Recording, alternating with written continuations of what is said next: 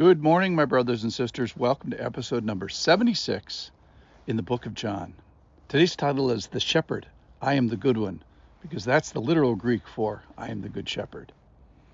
Now, so far, at least in my opinion, I want to be a part of the flock of God. In my opinion, it's been a pretty attractive advertisement. It's Jesus saying, I call them my own. I go before them. I speak to them. My voice is known to them. They're called specifically by name, and he leads them to safety and protects them. That's kind of what we've got so far. And then it's going to get turboed today with Jesus saying, I am the good shepherd. This is from John chapter 10, verse 11 and following. I am the good shepherd. The good shepherd lays down his life for the sheep. He who is a hired hand and not a shepherd, who does not own the sheep, he sees the wolf coming and leaves the sheep and flees. And the wolf snatches them and scatters them. He flees because he is a hired hand and cares nothing for the sheep. I am the good shepherd, verse 14. All right, so write this down. The quality of the sheepfold is dependent upon the quality of the shepherd. And the character of the flock is ultimately determined by the character of the shepherd. So the excellence of the experience of being a sheep correlates directly with the excellence of the shepherd himself. So let's talk about the hired hand first of all, and dismiss with him. He's described specifically as not a shepherd, because shepherd is being described so beautifully here. So he's not a shepherd. He's not an owner. He's a hired hand. Ultimately, he cares nothing for the sheep. He's watching for the wolf, but not on behalf of the sheep. He's watching for the wolf on behalf of himself. So self-centered. So when the wolf comes, he flees. He does, sort of self-wolf behavior rather than caring wolf behavior. And that results in the wolf snatching and scattering and doing all this nasty stuff. So enough about the hired hand, because that's not what the passage is about. It's almost as a contrast. The question today is, what kind of a shepherd do we have? Well, he tells us, I am the good shepherd. The shepherd, I'm the good one. So good means beautiful, useful, valuable, and praiseworthy. So what characterizes the shepherd? He tells us here, it's life and death. It's sacrifice.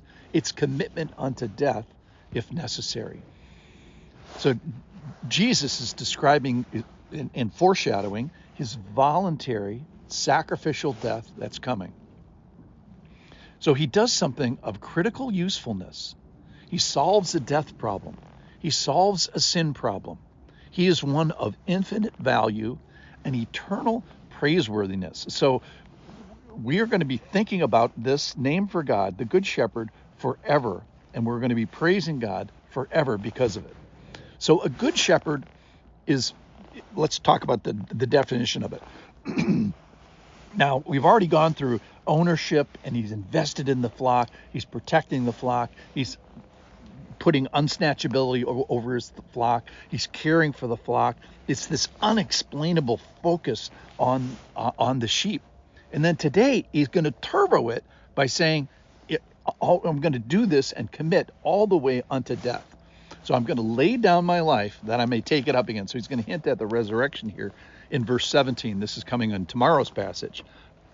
For this reason the Father loves me, because I lay down my life that I may take it up again. No one takes it from me, but I lay it down of my own accord.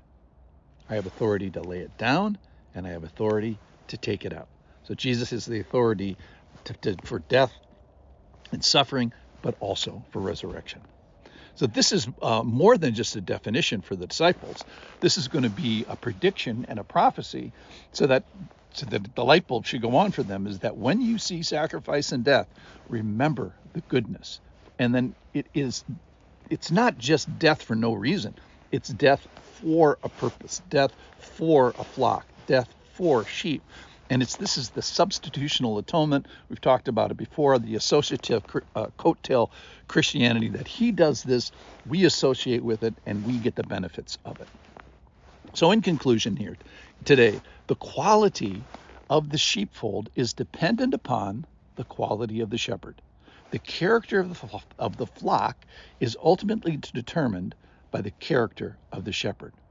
So today, it all points to the shepherd, the good shepherd. And he associates goodness with this willing, substitutionary, sacrificial death and the commensurate suffering that goes along with it. So the good shepherd calls, and he calls his own. He goes before them. He speaks to them. His voice is known to them. He leads them to safety. It protects them and lays down his life.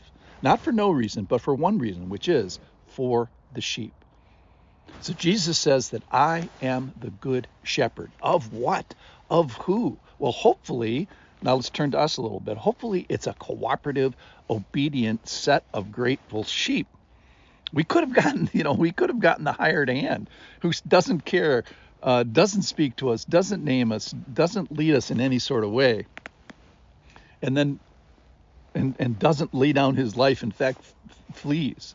So the quality of the sheepfold is dependent upon the quality of the shepherd, and the character of the flock is ultimately determined by the character of the shepherd.